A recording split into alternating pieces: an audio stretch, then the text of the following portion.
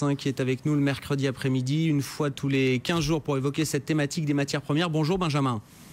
Bonjour Grégoire. Vient de se terminer à Londres ce qu'on appelle la Commodities Week. Donc comme le nom l'indique, c'est une semaine consacrée aux matières premières, j'imagine, avec un grand nombre d'intervenants du secteur qui se réunissent, qui discutent ensemble.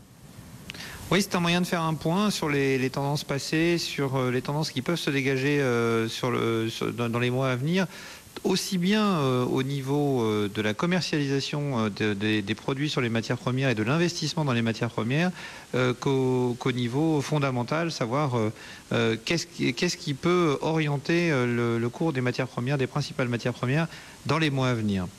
Donc les principaux éléments qui ressortent de cette conférence aujourd'hui, c'est que le secteur est pour l'instant sous pression, sous une forte pression. Pourquoi ? Parce que depuis maintenant près de 3 ans, la tendance sur les matières premières a été assez difficile.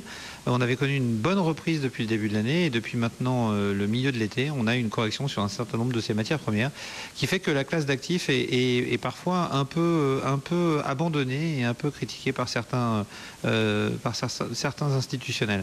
Alors justement aujourd'hui, on a constaté dans cette semaine sur les commodities à Londres que 2 clans en fait se forment. Le premier clan qui consiste à dire que le super cycle sur les matières premières est terminé parce que la croissance en Chine ralentit, parce que la croissance n'est pas au rendez-vous en Europe, n'est pas au rendez-vous aux États-Unis, ou en tout cas moins au rendez-vous que prévu.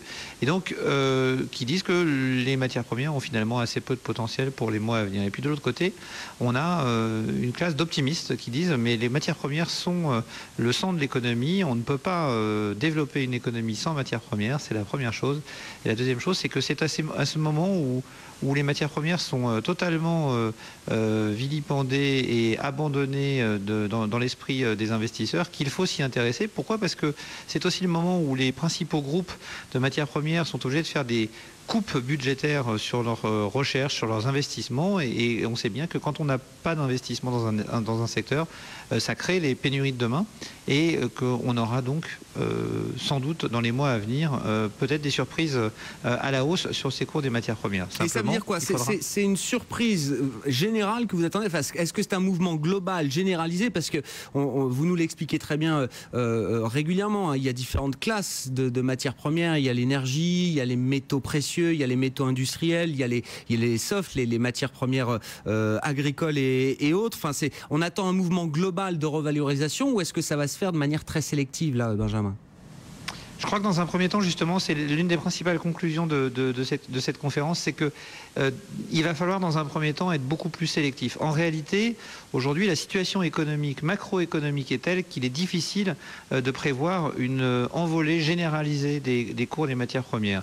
Maintenant, il faut savoir, au sein de ces matières premières, il y a un certain nombre de dossiers qui sont des dossiers, je dirais, plus côté contrainte sur la demande, contrainte sur l'offre, pardon. Et c'est vraiment sur ces dossiers-là qu'il va falloir s'intéresser.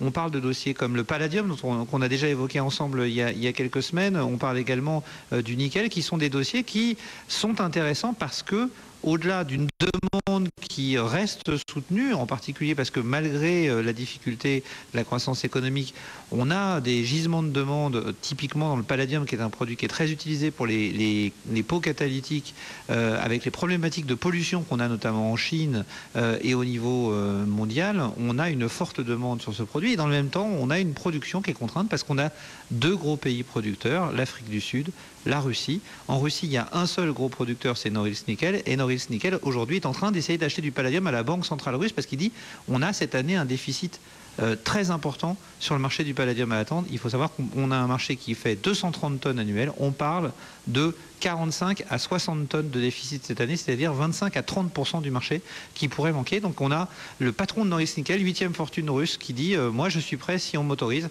à mettre mon propre argent sur la table pour acheter du palladium, parce que je pense qu'il y a un énorme débouché sur ce marché. Donc savoir être très sélectif et aller chercher les matières premières qui ont des vrais dossiers, des vrais fondamentaux solides, et ne plus être généraliste et acheter toutes les matières premières, ou alors utiliser des stratégies comme ont pu le proposer certains structureurs, des stratégies, on va dire, de courbe ou des stratégies basées sur des structures de prix à terme de matières premières, qui sont des stratégies parfois un peu complexes à comprendre et sur lesquelles il y a, dans ces contextes-là, un peu moins d'argent à gagner. Donc back to basics, retour aux fondamentaux, on regarde l'offre, la demande. Quand l'offre est contrainte et qu'il y a une demande qui s'affiche en face, c'est là qu'il faut y aller.